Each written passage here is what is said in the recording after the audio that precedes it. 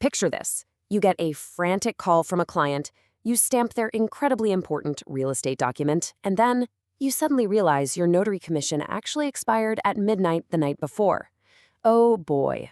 In Illinois, that is not just an embarrassing little oopsie, it's legally considered a misdemeanor. So welcome to the Explainer. Today we're going to break down literally everything you need to know to safely and successfully renew your Illinois notary commission under the state's strict new laws. Look, let's just address the elephant in the room right off the bat. There is absolutely zero grace period in Illinois. None. If your commission expires, you cannot legally notarize a single signature until your new commission is fully approved and you are holding your brand new seal. Performing a notarial act with an expired commission, that opens you up to some severe legal issues. Not to mention, you'll be missing out on valuable professional opportunities while you're benched. So, to keep you fully compliant and in business, here is our agenda. We're covering 1. Why renewing on time matters, 2. Eligibility and new requirements, 3. Bonds, fees, and costs, 4. The step-by-step application, 5. Electronic and remote notarization, and finally, 6. Post-renewal and compliance. All right, kicking things off with Section 1, Why renewing on time matters, the zero grace period reality. Let's look at your actual renewal window. The Secretary of State is going to send you a renewal notice about 60 days before your appointment expires. But let's think about a practical scenario for a second. Say you decide to put it off and wait until week 4 to start your paperwork. Well, if there's a glitch in the system, or maybe you failed the new mandatory exam, your expiration date is going to hit, your commission legally terminates at midnight, and boom, you are out of business. You really must aim to apply by day 30 at the absolute latest to guarantee continuous operation without a gap. Moving right along to Section 2, Eligibility and New Requirements. Basically, who can renew and what is new. Okay, so you've got to meet all the standard criteria, right? 18 years old, citizen or permanent resident, no felonies. But please pay super close attention to this last point. Your application details must perfectly match your current Illinois driver's license or state ID. Exactly. If you recently moved and, just haven't gotten around to updating your ID with the state yet, your application will face instant rejection. Seriously, fix your ID first. Now here is the big one. The 2024 education mandate introduces a massive new hurdle, especially for veteran notaries. You absolutely cannot bypass this mandatory 3-hour course and exam. I don't care if you've been a flawless notary for 30 years, you have to take it, and you have to pass a 50-question test with at least an 85% score. And get this, if you fail 3 times, you have to retake the entire 3-hour course all over again. However, there is one major exception to this rule.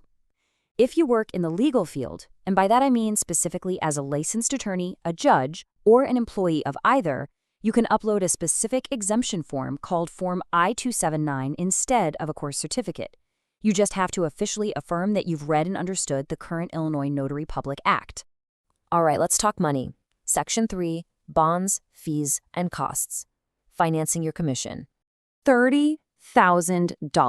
That is a huge number, right? So while a traditional notary bond, which remember exists to protect the public from your mistakes, not to protect you, is only $5,000, the new laws shake things up. If you intend to perform remote or electronic notarizations, you are legally required to purchase a $30,000 surety bond. And you really have to decide this up front before you apply. Now, beyond the bond itself, the actual state filing fees are honestly pretty affordable. A traditional commission is just $15. But if you're thinking, hey, maybe I'll want to do electronic notarizations later, you can save yourself some time and cash by applying for both traditional and electronic capabilities simultaneously for $40. That's a lot better than paying an extra $25 down the road to add it later. Let's get into the execution phase. Section 4, the step-by-step application. Navigating the online portal.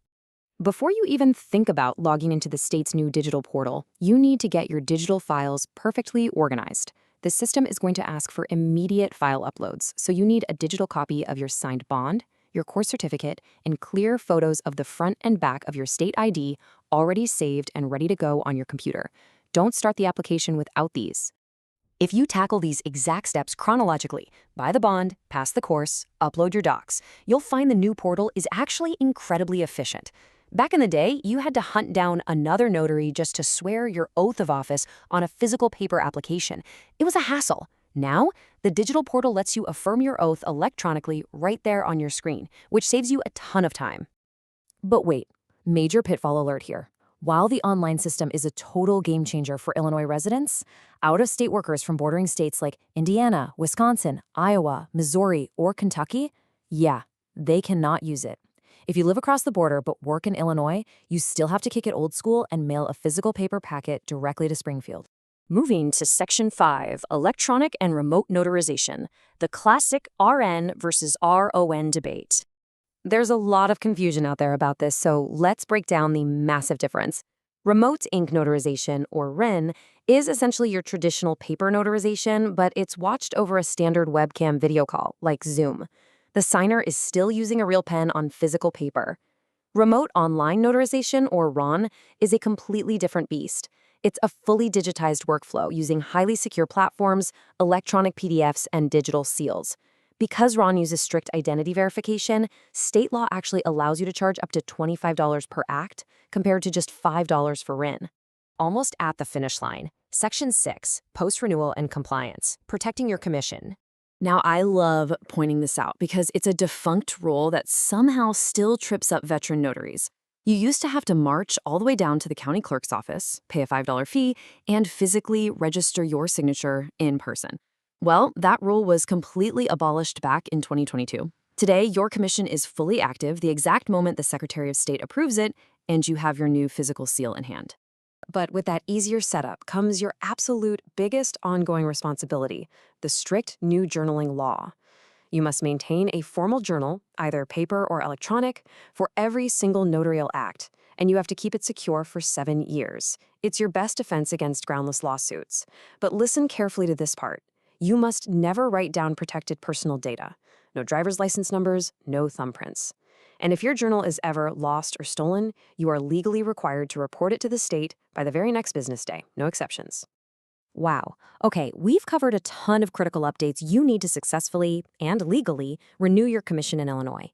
But remember, since every single notary situation can be a little different, especially if you're in specialized fields like real estate or law, you should always consult official state resources or seek legal advice for your unique day-to-day workflow. So, with the clock officially ticking down on your current commission, what is the very first step you are going to take today to ensure your notarial authority remains unbroken?